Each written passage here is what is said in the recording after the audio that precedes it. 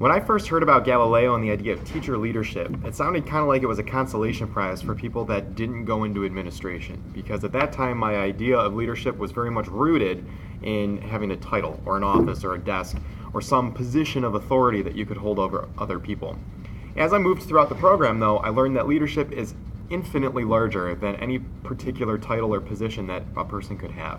Number one, that leaders don't lead through titles, they lead through their actions. I think that was one of the huge takeaways that Galileo provided to me, is that by acting in ways that you want others to act, you can influence other people when they see the results of what it is that you end up doing or accomplishing or creating, especially in classroom environments as teachers, where the things that we do can impact student achievement, student engagement, and that could motivate teachers to then want to follow in your own footsteps. Number two, leadership is infectious. Leadership isn't something that you have to go to a formal program for, but for those who have, they kind of act as the carriers of the disease that is leadership, that they can instill in others the ability to lead as well as doing it themselves. And again, that links back to the whole idea of action, that by acting in certain ways, people will start to then reflect your behaviors, and then that puts you in a position of leadership. Third, and I think what's really most important about leadership, is that everything we do is rooted in what's best for kids. I think a lot of times when you have an office and a title and you're not in the classroom,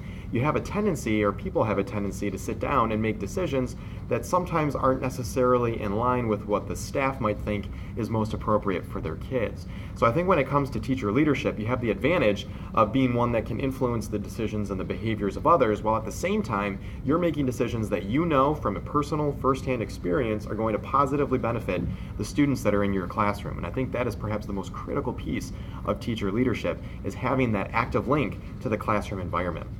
I think in my own future, I definitely am more interested in progressing along the lines of curriculum and instruction. I think throughout this program, being able to develop and refine the Innovative Studies program so far, I can definitely see how I would have a very solid interest in moving more into curriculum and instruction. When I first went into this program, I had in the back of my mind that I would be one of those people with a title and an office and a formal position of authority and power, and I'm actually no longer interested in that, because I don't want to lose the classroom connection. I think that this world is the world that I'm meant to be in and the world that I want to be in for the rest of my career. So I can see myself going a couple of different ways, but I think primarily I want to get more involved in curriculum beyond what I've been able to do up here in my innovation lab. I want to get more into core academics. I'd be interested in doing more district level, or even at different levels beyond just high school, getting involved in curriculum, whether that's being a member of committees, or